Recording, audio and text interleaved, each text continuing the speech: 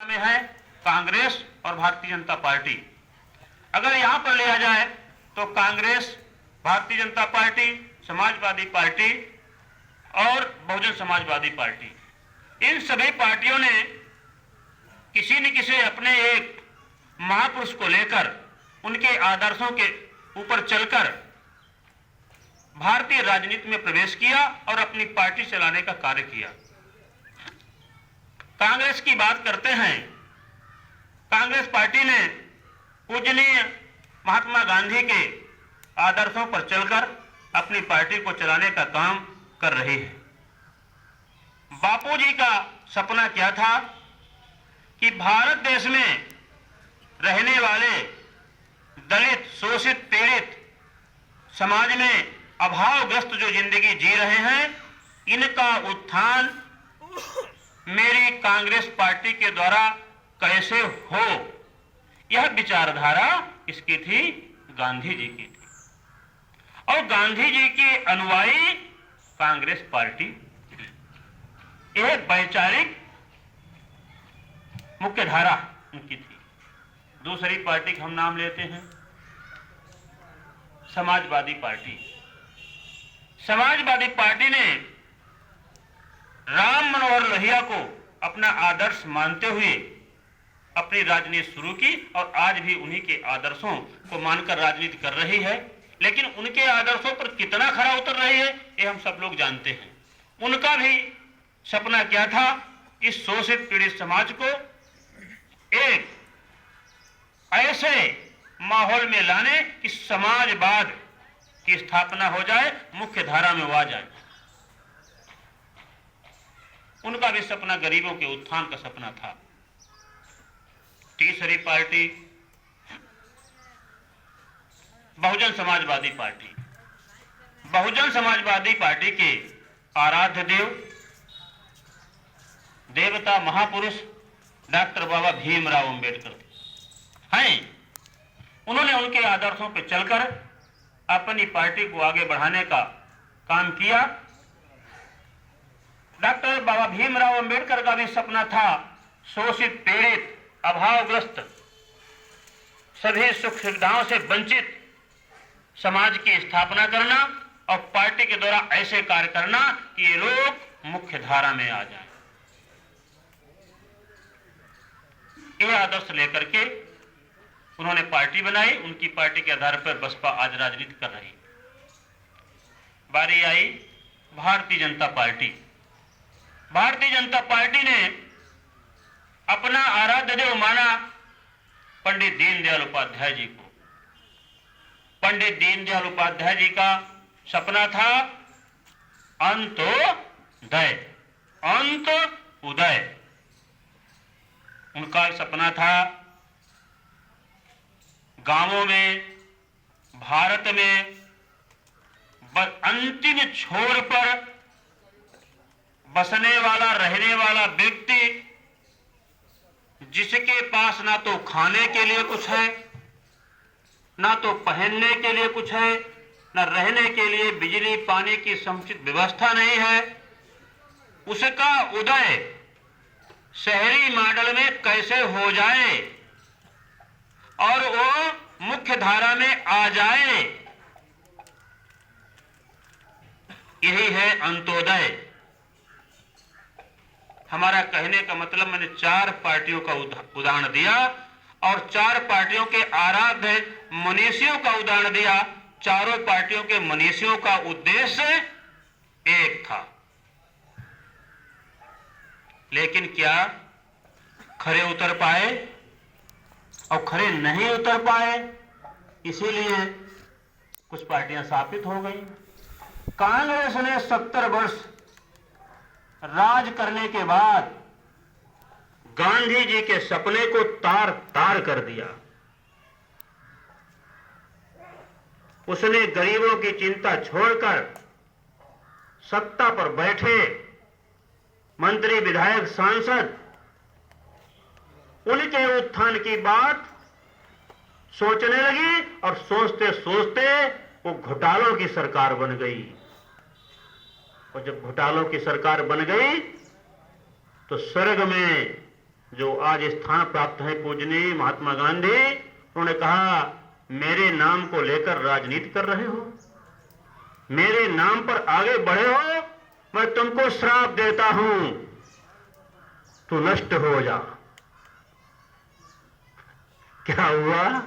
कांग्रेस 2014 के बाद हाल सब लोग जानते हो, क्योंकि उनका जो सपना था मुख्य धारा में, वैचारिक मुख्य धारा में गरीबों को लाने का काम कांग्रेस ने नहीं किया। समाजवादी पार्टी, उसका काम था समाजवाद, समाज एकजुट हो, एक जैसा हो, एक जैसा खाए पिए, एक जैसा रहे, एक जैसी सुख सुविधा भोगे, ये उनकी संकल्पना थी। लेकिन समाजवादी पार्टी ने बैठने के बाद समाजवाद तो भूल ही गई, कोई वादे नहीं चलाया, केवल चलाया तो चलाया परिवारवाद, सारे वाद खत्म हो गए। वो भूल गए दलितों को, भूल गए अभावग्रस्त जिंदगी जीने वालों को। परिणाम क्या निकला? स्वर्ग गोलोकवासी डॉक्टर राम मनोहर लोहिया, जिनको लेकर वो राजनीति कर रही थी, उसने कहा तुमने मेरे सपनों को तार तार किया है मुलायम परिवार, तुम्हारा हो गया कि बचा है कुछ। बारी आई दलित की बेटी मायावती जी की, उन्होंने कहा डॉक्टर भीमराव अंबेडकर ने जो हमने संविधान बनाया है, संविधान में एक एक बात लिख दी है, और इस बात को अगर सही करके रख दिया जाए तो सब कुछ सही हो जाएगा। केवल हमारा संविधान ठीक से लागू कर दो, हमारे विचारधारा को लागू कर दो। लेकिन वह दलित की बेटी जिसके नाम पर सत्ता में आई, वो सब भूल गई। वो केवल अपने को दौलत की बेटी बनाने के लिए भ्रष्टाचार, लूट, कमीशनखोरी सब कुछ करने लगी। यहां तक कि जब सिपाही रुपया मांगता था तो कहते थे हमारी मजबूरी है। हर अधिकारी कर्मचारी रुपया मांगता था, रुपया मांगता ही नहीं था। जब उसको घूस दी जाती थी, काउंटर पर खटखट खटखट गिनता था, एक नोट गलत है, इसको बदलो। और जब आप कहते थे इतनी घूस क्यों लेते हो, तो एक ही चर्चा होती है, वो ऊपर जाता है। थी चर्चा ऐसी कि नहीं? ऊपर क्या वो डॉक्टर बाबा भीमराव अंबेडकर मंगा रहे थे क्या? उनकी आत्मा दुखित हुई, वो भी गोलोकवासी हैं। उन्होंने भी वहां से कहा मायावती तुमने मेरे नाक काट ली, कोई तुमने मेरी बात नहीं रखी, इसलिए अब तुम्हारा हो गया। आज इतने लोग बैठे हो, मैं पूछूं कि 5 बहुजन समाजवादी पार्टी के नेताओं के नाम जिन्हें बता दो, तो इतने लोग बैठे शायद बताने में बल पड़ जाएंगे। हम दोबारा सत्ता में क्यों आए? हम दोबारा सत्ता में क्यों आए? देखिए, हमारी वैचारिक मुख्यधारा अंत्योदय से प्रारंभ होती है, भारत माता की जय से प्रारंभ होती है। यदि हम भारत माता की जय बोलते हैं, तो भारत माता की जय अगर कोई बोलता है तो भारतीय जनता पार्टी के लोग बोलते हैं, समाजवादी के नहीं बोल सकते, कांग्रेस के लोग नहीं बोल सकते, बहुजन समाजवादी पार्टी लोग नहीं बोल सकते। क्या उनकी ये भारत माता नहीं है? केवल भारतीय जनता पार्टी के लिए? उनको बोलने से कब मना कर दिया है किसी ने? लेकिन नहीं, उनका अधिष्ठान ही दूसरा है। उनका अधिष्ठान है लूटो, कमाओ, खाओ। हमारा अधिष्ठान है भारत माता की जय।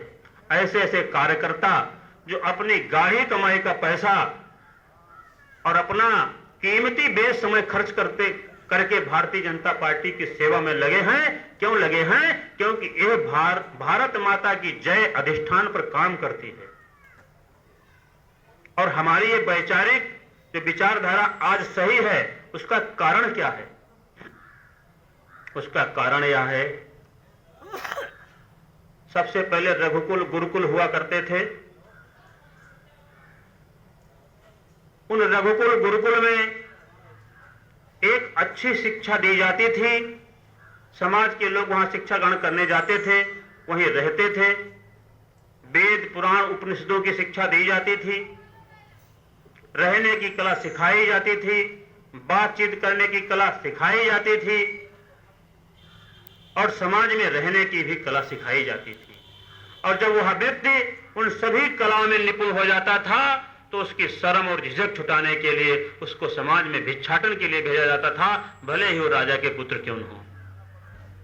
वो काम करते थे, कोई लकड़ी मांग के ला रहा है, कोई राशन मांग के ला रहा है, कोई कुछ मांग के ला रहा है। यानी जब वो परिपक्व हो जाता था तो उसका वही सर्टिफिकेट मान करके समाज में भेज दिया जाता था। और समाज में जब भेज दिया जाता था, समाज में आता था तो समाज में उसको देखते थे, सीख करके आया, पढ़ लिख करके आया है, ये कैसे रह रहा है, कैसे बोल रहा है, क्या इसका खान पान है, क्या इसकी विचारधारा है, कितना अच्छा पढ़ा पा रहा है। यानी उसको आदर्श मानकर उसके पग चिन्हों पर चलते थे।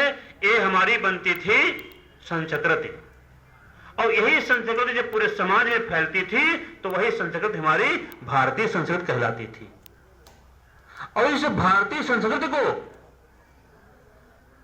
नष्ट करने का काम शक आए, हूण आए, उन्होंने भारतीय संस्कृति नष्ट की। मुगल आए, उन्होंने शासन किया, हमारी भारतीय संस्कृति नष्ट की। अंग्रेज आए, उन्होंने हमारी भारतीय संस्कृति को नष्ट किया। आखिर हमको मुख्य धारा से, जो हमारी विचारधारा थी, हमको उस विचारधारा से अलग हटा दिया, मुख्य धारा से अलग कर दिया। इसके लिए ये पीड़ा डॉक्टर केशवराव बलराम हेडगेवार के दिमाग में आई कि तो इससे तो बड़ा अनर्थ हो जाएगा, हमारी भारतीय संस्कृति नष्ट हो जाएगी, हिंदू नष्ट हो जाएगा, समाज नष्ट हो जाएगा, मुगलों अंग्रेजों का पुनः शासन हो जाएगा। उन्होंने राष्ट्रीय स्वयंसेवक संघ की स्थापना की और स्थापना करने के बाद में उन्होंने हमको अधिष्ठान दिया, भारत माता की जय। जो लोग उनकी विचारधारा से आए, उन्होंने इस अधिष्ठान को दिल से स्वीकारा, भारत माता की जय के अधिष्ठान को दिल से स्वीकारा और वो मुख्य धारा में आए। वो मुख्य धारा में कैसे आए? जो जिस लायक था उसको उसी मुख्य धारा में भेज दिया गया। उन्होंने कई स्थानों पर कार्य प्रारंभ किया। उन्होंने कहा जिसको शिक्षा से लगाव है वो विद्या भारती में चला जाए, पढ़ाए लिखाए अधिकारी बने। जिसको राजनीति करने का शौक है वो जनसंघ में चला जाए, भारतीय जनता पार्टी में चला जाए। जनसंघ ही तो भारतीय जनता पार्टी है, भारतीय जनता पार्टी में चला जाए, राजनीति करना है। जिसको मजदूरों के बीच में काम करना, मजदूर संघ में चला जाए। किसानों के बीच में काम करना है, भारतीय किसान संघ में चला जाए। और अभावग्रस्त जिंदगी जीने वालों के बीच में काम करना है, वो वनवासी क्षेत्र आश्रम में काम करने के लिए चला जाए। यानी लेकिन सबकी विचारधारा क्या है? भारत माता की जय। और भारत माता की जय एक परिवार है।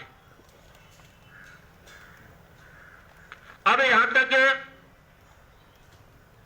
इसमें और क्या क्या हम लोगों ने लिया। अब हम आते हैं यहां तक, तो ये भारत की वैचारिक मुख्य धारा, यानी सभी मनुष्यों का वैचारिक संगम एक, यानी मुख्य धारा एक। अब हमारी विचारधारा, अब हमारी विचारधारा पर हम आपको 15 से 15 मिनट आपको बताएंगे। हमारी विचारधारा क्या? जब हम सत्ता में आए, 27 दलों की सरकार लेकर के माननीय अटल बिहारी वाजपेयी, पूजनीय अटल बिहारी वाजपेयी प्रधानमंत्री बने। क्योंकि वो उनका अधिष्ठान भी था भारत माता की जय। और वो अभावग्रस्त जिंदगी, गरीबी की जिंदगी जीकर वहां तक पहुंचे थे। उन्हें यह भी मालूम था कि हम पंडित दीनदयाल उपाध्याय के सपनों पर काम करने जा रहे हैं। पंडित दीनदयाल उपाध्याय के सपनों की सरकार के प्रधानमंत्री बने हैं। पंडित दीनदयाल उपाध्याय की योजना थी अंत्योदय। पंडित अटल बिहारी वाजपेयी जी की सरकार के पहले हजारों हजार लोग पूरे साल में भूखमरी के कारण लंघन होते होते मर जाते थे। पंडित जी पीछे बैठे हैं, बुजुर्ग बैठे हैं, आप जानते होंगे ऐसा था। लेकिन क्या पंडित अटल बिहारी वाजपेयी जी की सरकार बनने के बाद क्या कोई भूखों मरा है? नहीं मरा है। क्यों नहीं मरा है? क्योंकि हमारी विचारधारा थी अंत्योदय, भारत माता की जय। अंत्योदय योजना होने के कारण उनको मालूम था कि देश में बसने वाले, देश की आत्मा गांवों में बसती है और गांवों में दबे कुचले गरीब अभावग्रस्त जिंदगी लोग जी रहे हैं। उनके पास खाने के लिए अन्न नहीं होता है पर्याप्त, पहनने के लिए, रहने के लिए पर्याप्त वस्त्र और मकान नहीं होते हैं। उस समय की स्थिति ये थी, लोग गेहूं होते थे, गेहूं होने के बाद में खाते थे और खाते खाते वो नवंबर दिसंबर में गेहूं कम पड़ जाते थे। तो कम पड़ने के कारण लोग डेवढ़े पर गांवों में लेते थे और डेवढ़े पर लेकर के खाते थे। उसके बाद जब गेहूं पैदा होता था तो पहले उनका चुकाते थे, फिर अपने खाने लिए बचते थे और फिर स्थिति वही आ जाती थी नवंबर दिसंबर में। एक क्रम लगातार चलता रहता था। अंतोगत्वा जब डेवढ़े पे नहीं मिलते थे, पैसा होता नहीं था, जैसे तैसे कई कई लोग ऐसे थे 10-15 दिन लंघन करने के बाद में स्वर्ग सिधार जाते थे। ये दर्द क्या जवाहरलाल नेहरू के दिमाग में नहीं थी? इंदिरा गांधी के दिमाग में नहीं थी? नहीं थी। अगर होती तो वो अंत्योदय अन्न योजना, राशन कार्ड योजना चला देते। लेकिन यह दर्द था तो केवल अटल बिहारी वाजपेयी के दर्द था। उन्होंने एक अंत्योदय योजना चलाई और अंत्योदय योजना के तहत उन्होंने कहा गांव में रहने वाली गरीब जनता, इसको हम 2 रुपया किलो गेहूं देंगे और 3 रुपया किलो चावल देंगे। कोई गरीब भूखा नहीं सोएगा। ये है मेरी विचारधारा। और उन्होंने उसको लागू कर दिया और उसके बाद में आज तक कोई व्यक्ति भूखों नहीं मरा। ये मेरी विचारधारा है। उसके पहले जब उनके पहले जो जितने प्रधानमंत्री हुए, कांग्रेस की सरकार में रोडें बनती थी तो रोडों के नाम होते थे Jawahar road, Rajiv Gandhi road, Indira Gandhi road, Tughlaq road, Humayun road, Babur road. देखा है दिल्ली में? यही तो सभी रोडें हैं। फिरोज गांधी रोड, कोई नाम ही नहीं बताया रखा। ये तो को भविष्य के नाम नहीं पता थे, भविष्य में कौन कौन लोग पैदा होंगे उनके भी नाम रख देते रोडों पर। लेकिन अटल बिहारी वाजपेयी जी के आने के बाद उन्होंने कहा न तो तुगलक रोड होगी, न फिरोज रोड होगी, न गांधी रोड होगी, न राजीव गांधी होगी, न इंदिरा गांधी। अगर रोड होगी तो प्रधानमंत्री सड़क रोजगार योजना होगी। गांवों की तरक्की एक ही सूरत में हो सकती है जब गांव तक सड़क जाएगी। और उन्होंने प्रधानमंत्री सड़क रोजगार योजना के तहत एक गांव कैसे खुशहाल बने और ये मुख्य धारा में कैसे आए, एक मुख्य धारा में गांव का, इसके लिए उन्होंने काम किया प्रधानमंत्री सड़क रोजगार योजना। और किया ही नहीं, कहा पता नहीं कौन प्रधानमंत्री बनेगा, इसके लिए पर्याप्त व्यवस्था भी कर दी। व्यवस्था क्या कर दी? उन्होंने व्यवस्था कर दी कि जो डीजल बिकेगा तो 1 रुपया लीटर रोड फंड में जाएगा, पेट्रोल बिकेगा 2 रुपया लीटर रोड फंड में जाएगा, इससे ऊंचा वाला तेल हवाई जहाज में पड़ने वाला अगर बिकेगा तो 3 रुपया लीटर रोड फंड में जाएगा। और जितना पैसा उससे इकट्ठा होगा उसका 2 गुना हम प्रधानमंत्री फंड से देंगे, तब जाकर के रोड बनेगी और अनवरत ये डीजल पेट्रोल बिकता रहेगा, अनवरत सड़कें बनते रहेंगी। और वह कारवां रुका नहीं है। आज की तारीख में, आज से 6 महीने पहले एक मीटिंग में बैठा था तो नगर ऐसे गांव वहां 5000 अथवा उसके ऊपर से शुरू किया था माननीय अटल बिहारी वाजपेयी ने 5,000 पे आया, 4.5 पे आया, 4 पे आया, 3 पे आया, 2.5 पे आया, 2 पे आया, 1 पे आया, 500 पे आया, अब 300 पे आ गया है कि 500 अथवा इसके ऊपर की आबादी वाले जो भी गांव हैं उन गांव तक सड़क पहुंच चुकी है। अब ऐसे गांव, आज की तारीख में वो गांव जिनकी आबादी 300 इसमें रहते हैं और 60% दलित रहते हैं, कंडीशन उसमें लागू है, 60% दलित रहते हैं, उन गांवों को पहली बार में लिया जाएगा। फिर जिनमें 300 आबादी के गांव जिनमें बैकवर्ड 60% रहते हैं, फिर उनको लिया जाएगा। और उसके बाद में फिर सामान्य जाति के लोग, ऐसे गांव जिनमें रहते हैं। यानी हम 2022 तक कोई गांव ऐसा नहीं छोड़ेंगे जिस गांव तक सड़क ना पहुंच जाए। इसकी व्यवस्था किसने सोची? 70 साल में कांग्रेस नहीं सोच पाई। ये किसने सोची? अटल बिहारी वाजपेयी जी ने सोची थी और उसका पुरकस इंतजाम भी करके गए थे। ये है मेरी विचारधारा, इस पर हम काम कर रहे हैं, यही मेरा विषय है। इसमें 2, 3, 4 बातें मैं और कह करके, क्योंकि समय भाग रहा है, नियमानुसार तो 5 मिनट का समय बचा है। एक और पर्यवेक्षक नहीं तो सीटी बजा देते अभी तक। कोई पर्यवेक्षक है नियुक्त क्या? एक पर्यवेक्षक सीटी वाला हो, जब समय पूरा हो तो 5 मिनट पहले एक हल्की सीटी और पूरा जब काम हो जाए तो पूरी सीटी। इसके बाद में हमारी विचारधारा 2014 में आदरणीय नरेंद्र मोदी सत्ता में आए, उनका भी अधिष्ठान था भारत माता की जय, और उनकी भी विचारधारा थी अंत्योदय।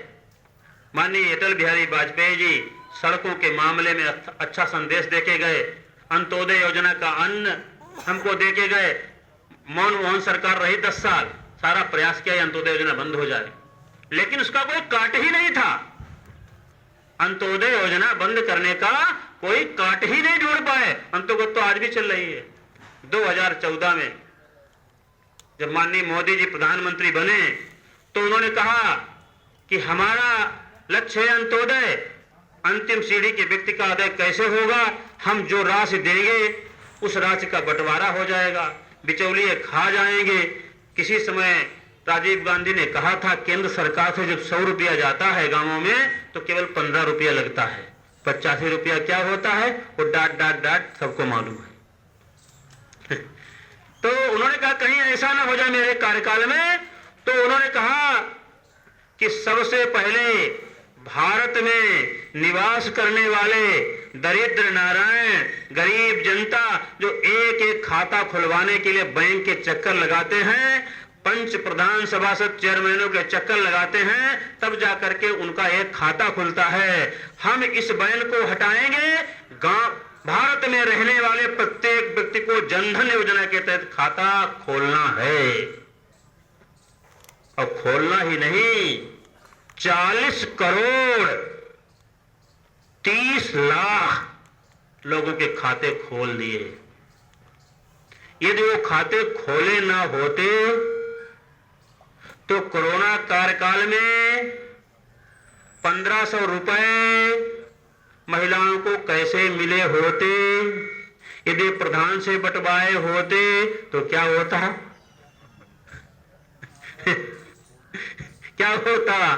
तो इसलिए पहला काम उन्होंने का खाता जो देंगे खाते में देंगे, कोई बिचौलिया नहीं।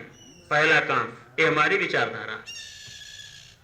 दूसरी विचारधारा, दूसरा काम उन्होंने क्या किया सबको मालूम है, लेकिन ये रिपीट इसलिए कर रहा हूं, प्रशिक्षण है। और प्रशिक्षण का मतलब सब योग्य लोग बैठे हैं, सब योग्य बैठे हैं। प्रशिक्षण का मतलब जानते हो क्या होता है? वो कंडे की आग सब लोगों ने देखी है, कंडे की आग दहकती हुई होती है, थोड़ी देर उसको इस्तेमाल ना करो तो उस पर क्या हो जाती है? राख जम जाती है, और उसको थोड़ा खड़बड़ा दो तो फिर दहकता अंगारा हो जाता है। तो राख है तो आप लोग अंगारे, लेकिन मैं राख हटा रहा हूं, मैं राख हटाने का काम कर रहा हूं। इसलिए परेशान होने की जरूरत नहीं, जब परेशानी होने लगे बता देना बंद करो, उसे बंद कर देंगे।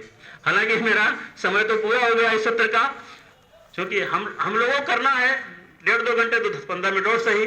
उन्होंने कहा जो गांवों में गरीब जनता बसती है, आज लोगों के पास रसोई गैस नहीं है, जंगल काट रहे हैं, पेड़ काट रहे हैं, उन्होंने आह्वान किया जिन लोगों के पास रसोई गैस के कनेक्शन है वो सब्सिडी छोड़ दें।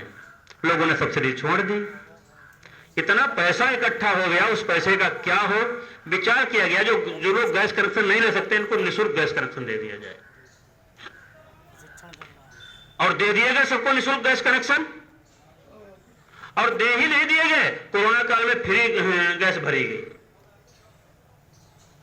उनका सब्सिडी का पैसा खातों में दिया गया।